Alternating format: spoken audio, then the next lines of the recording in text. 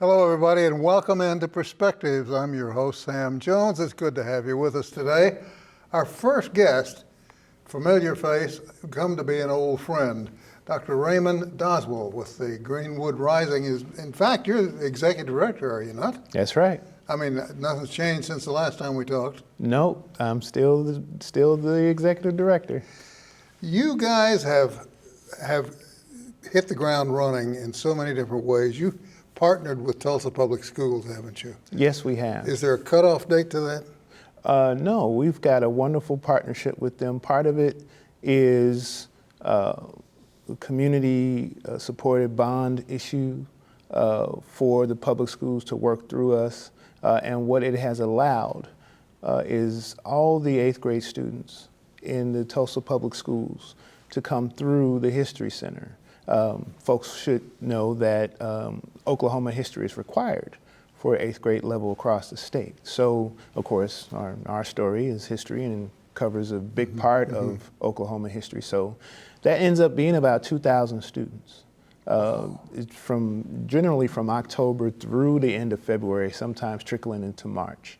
And the school district and the social studies teachers and the curriculum directors there have created special questions for the young people to use. They go through the History Center with our docent educators, and they use iPads to write down answers to the questions. So they're not just multiple choice questions. They did that the first year where you just quiz to see what the kids learn if they remember stuff. Now it's more critical thinking questions, really to think about some important themes as they walk through the History Center, and we're getting good participation rate from the students.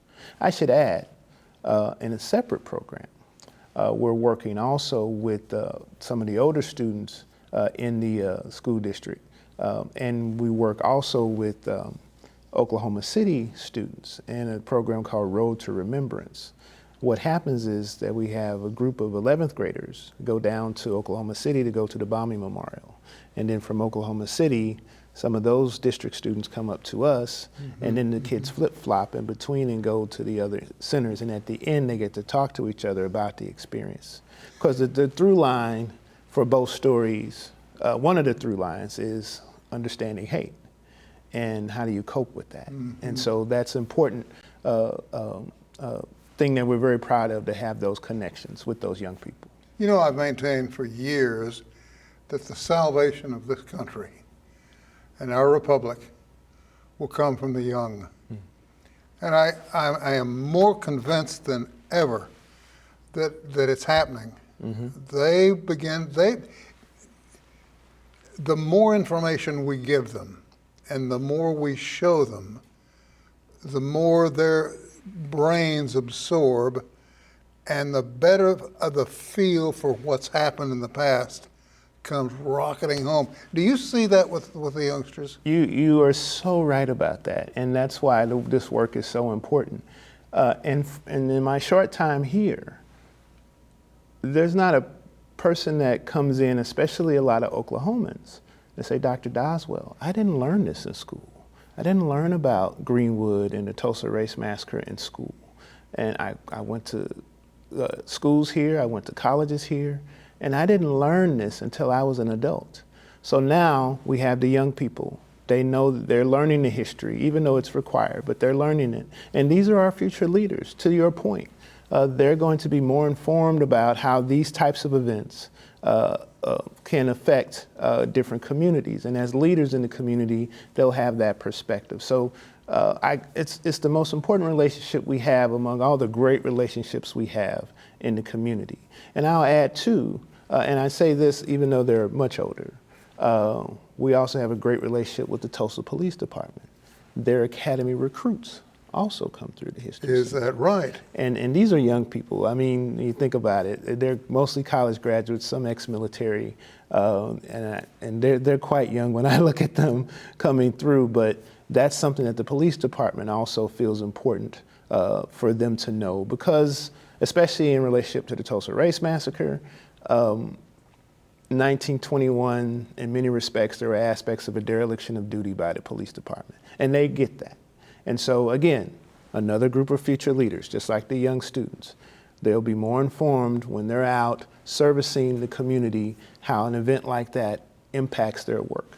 I have to tell you, my wife and I have toured the area. We have tried to absorb what it must have been like, what the folks saw and felt and heard when the massacre broke out. There's no way to gauge it. There's no way to really know without the input and the direction that your organization has launched. Well, we think it is important in a way that the exhibits are crafted to be able to get as close as possible to what happened, especially our one exhibit that we call the Massacre film. And it is narrated by the voices of people who survived the events. And they were quite young when it happened. But they tell their stories of what they remember. And these are oral histories that have been collected, a particular collection that the Gilcrease Museum has from historian Eddie Faye Gates. And they narrate this film. And the film is dramatized, and it's an immersive film, and there's a lot of loud noises and a lot of flashing lights and things like that, but it's meant to catch you emotionally. The technology catches you emotionally. And again, this is something that happened 100 years ago. So how do you make that relevant to anybody now? But to your point, to try to get you as close as possible to understanding that and to feel what they felt. And that's not meant to scare anybody, but it is meant to connect you emotionally to the events. And then of course now you have a better appreciation for how they were, the aftermath of the events, and how they were able to rebuild, and how important the community is moving forward. You know, my wife made the remark, we've gone down and walked the sidewalks. And my wife made the remark the last time we were down there, she said, you know, she stopped, she said, it's hard to imagine that that actually happened here. It's hard to absorb it. And it truly is. We had an opera, we had a symphony, we had everything in the world going for us, except we had some failures. And those failures came shining through. In your opinion, could it happen again? Well, we're making every effort that it doesn't, and education and information and a pushback against what I like to call the willful ignorance of people wanting to bury histories and stories is so important. And institutions like ours, and there are others who were in Tulsa before Greenwood Rising, like the Greenwood Cultural Center and now John Hope Franklin Reconciliation Center, have been talking about this information for a long time. And others have talked about it. Keep the information out there, and more importantly, keep the truth out there for people to remember. And if we do that, then it shouldn't happen again. But we've come dangerously close to folks allowing the ignorance to creep back up. But we just need to know our history, and we need to connect to it. The more information we have, we'll have better citizens. So the more they know, the chances of it happening again lessen. I think so. I think so.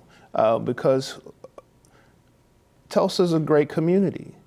And it's unfortunate for many people around the country outside of Tulsa, it's known for its worst few days. And people can come here and connect to all the great stories and all the great history that's here.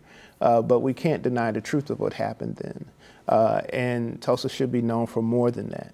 And even with that bad event, I can't overemphasize the resilience of the community coming back from the event. Is an extremely important part of the story and part of the legacy here. It has to be told. Indeed. And that part has to be kept alive. It does. Dr. Doswell, thank you for coming in. Thanks for having me. Appreciate you more than you'll ever know, my friend. Thank you. We'll talk again. Indeed. Short break. We'll be back with more right after this.